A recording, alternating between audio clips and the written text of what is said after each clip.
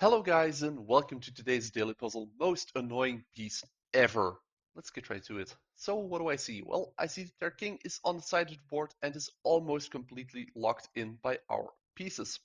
To top it off, we have a knight that can actually slide over, delivering a check, whilst also covering the escape square, meaning that it would be checkmate. Now, sadly though, our knight can't simply move over there because their queen is guarding that square.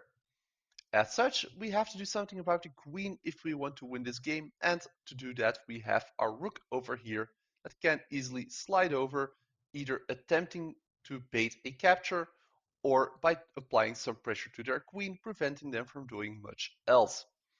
So we shall do exactly that. They obviously move out of harm's way whilst also attacking our vital knight over there. So easily made decision, we move our rook over, attacking the queen, and as such also defending our knight.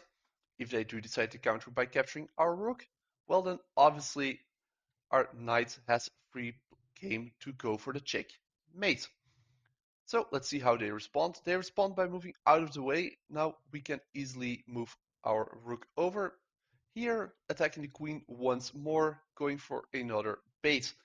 To top it off, that's also a strong move because it prevents their queen from sliding over and going for a check on our king, which actually wouldn't be checkmate as our king can still escape, but we would be in a world of trouble after that. So let's see how they respond to this. They move down, but we now have a tactic. How, you might ask? Well, as I just mentioned, our knight has this way to give you a check, but it also has that way to give a check. Now, prior to this turn, the issue was that the king could then escape upwards.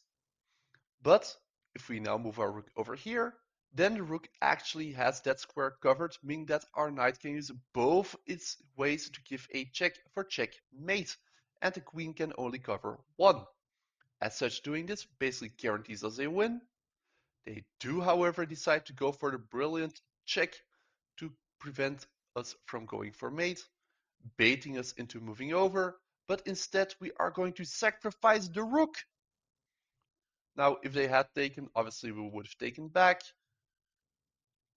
but instead we can simply ignore that now because their own piece is preventing the check from their queen, and as such, finally our knight can move down, giving the check for checkmate.